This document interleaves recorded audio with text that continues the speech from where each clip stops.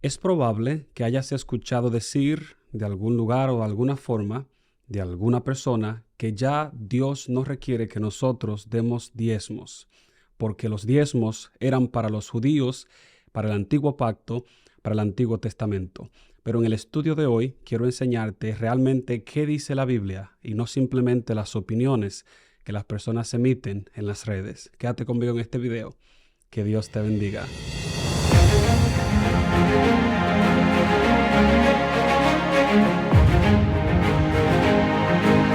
Gracias, familia, por estudiar la palabra de Dios con este servidor en este día. Quiero invitarte a que le des a like a este video, a que puedas compartirlo con algún amigo y que puedas tomar también el tiempo de escudriñarlo completamente para que puedas aprender el estudio y la lección, el tema de hoy. Hoy estudiamos el tema, el contrato del diezmo.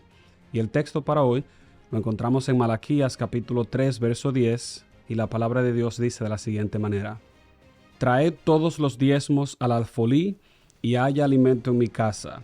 Y probadme en esto ahora, dice Jehová el Señor de los ejércitos, si no abriré las ventanas de los cielos, y derramaré sobre vosotros bendición, hasta que sobre y abunde. Como estudiamos la semana pasada, en los videos pasados, estamos hablando acerca del diezmo y las razones por las que encontramos este verso en Malaquías. La nación le estaba robando a Dios la parte que le correspondía a Dios de los diezmos y las ofrendas. Dios estaba haciendo un reclamo al pueblo y Dios le estaba diciendo al pueblo que prueben a Dios. Dios nos pide que lo probemos en el asunto de los diezmos para saber, para que podamos comprobar de forma práctica si Dios nos bendice o no, y qué pasa cuando devolvemos el diezmo y qué es diferente cuando no lo hacemos. Dios ha prometido que para todos aquellos que sean fieles y se comprometan con Dios en este asunto, devolviéndole a Dios la parte que le corresponde, Dios también será fiel, ayudándole a ellos y dándole una bendición especial hasta que sobre y abunde. Pero note algo especial, la palabra y el verso aquí en Malaquías dice: traed el diezmo al alfolí. Es el alfolí del Señor, el lugar donde Dios ha elegido, y Dios lo llama su casa. Su casa es la iglesia de Dios. Mira un ejemplo interesante que encontramos en la Biblia, y es el caso de Abraham. Muchas personas dicen, y muchos predicadores dicen, bueno, pero es que el diezmo era para los judíos, porque el diezmo era relacionado con el santuario para sostener a los profetas y para sostener a los sacerdotes y levitas que trabajaban en el santuario. Pero hoy no es tan diferente como lo que se hacía en el santuario, porque hoy la iglesia necesita predicar el evangelio y necesita también sostener a los que predican el evangelio, como en el caso de Pablo. Pablo hablaba bastante sobre esto, sobre sostener el evangelio y a los que ministran el evangelio. Pero note lo que nos enseña hoy la palabra de Dios en Génesis 14, verso 17 al 20. Cuando Abraham volvía de la derrota de Kedorlaomer y de los reyes que con él estaban, salió el rey de Sodoma a recibirle al valle de Sabe, que es el valle del rey.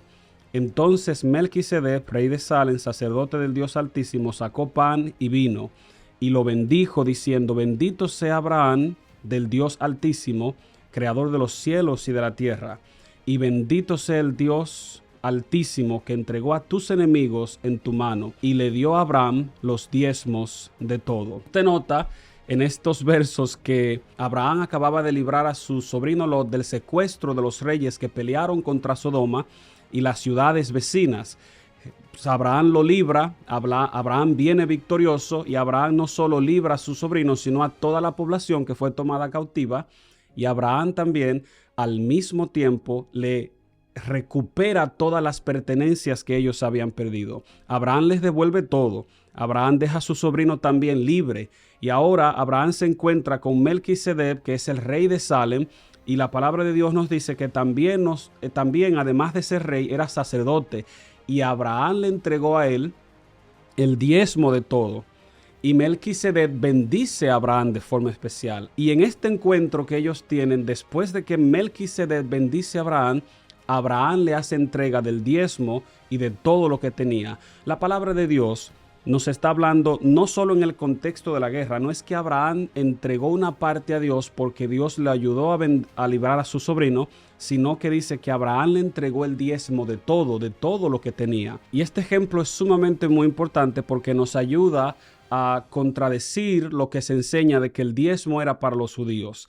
Los judíos no existían cuando Abraham entregó el diezmo. Segundo, la ley todavía no se había dado cuando Abraham entregó el diezmo.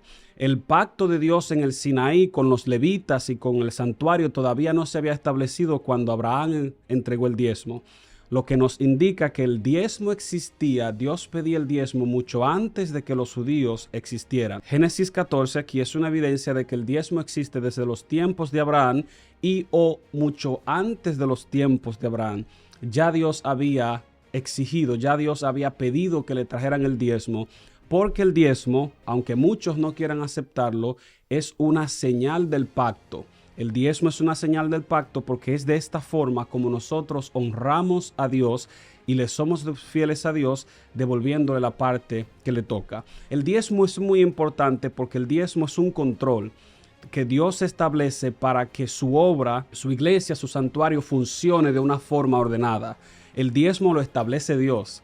No son los hombres que lo establecen. La forma en cómo se usa lo establece Dios, no lo establecen los hombres. Cuando muchas iglesias y muchos predicadores dicen, no, el diezmo no existe, ya el diezmo no es requerido. Si usted nota, en esos lugares donde dicen que el diezmo ya no existe, a sus miembros, esas mismas personas les exigen dar más que la cantidad que debería darse como diezmo, porque se pierde el control.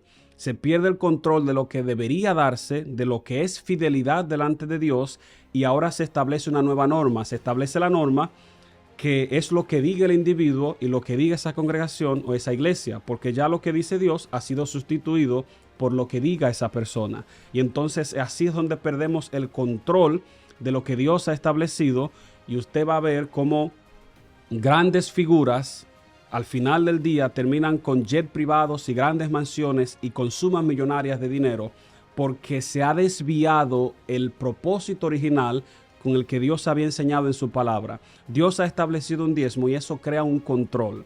Eso crea un control porque Dios no te pide más de lo que tú puedas dar y Dios no te pide más de lo que tú has dado. Segundo, lo que se da como diezmo se usa de forma específica para una función específica dentro de la iglesia. Es para el sostenimiento de los obreros y para el avance de la misión de la predicación del evangelio.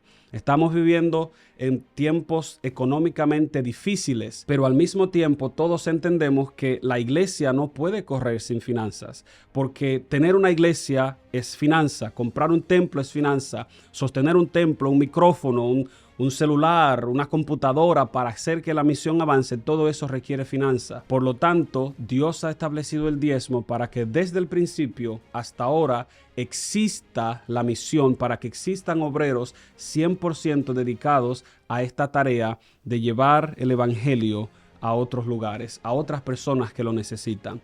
En Hebreos capítulo 7, versos 8 y 9, el apóstol Pablo también nos habla del hecho de que Abraham pagó el diezmo, como una evidencia de que el diezmo existía mucho antes de Levit, mucho antes de los levitas y los sacerdotes, mucho antes del pacto con los judíos en el monte Sinaí. Hoy es un día bonito para que te asinceres con Dios. Durante esta semana vamos a seguir hablando sobre este tema y viendo cómo la Biblia nos enseña, no opiniones humanas. Vamos a ver lo que la Biblia nos enseña. Pero queremos motivarte hoy a que decidas poner a Dios en primer lugar, porque todos nosotros que le somos fieles a Dios, devolviéndole la parte que le corresponde, no nos ha faltado nada. No hemos tenido menos que los demás y Dios ha multiplicado lo que queda. Dios ha multiplicado lo que nos da. Hoy es un día bonito para serle fiel a Dios y queremos motivarte a que tomes la decisión de poner a Dios en primer lugar.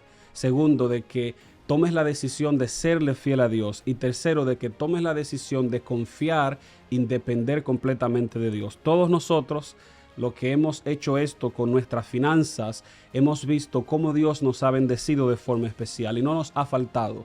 No somos ricos, pero no nos ha faltado para cubrir nuestras necesidades básicas. ¿Sabes por qué? Porque Dios es un Dios fiel y Dios es un Dios que cuando promete bendición, Dios cumple su palabra. Hoy es un día bonito. Pon a Dios en primer lugar.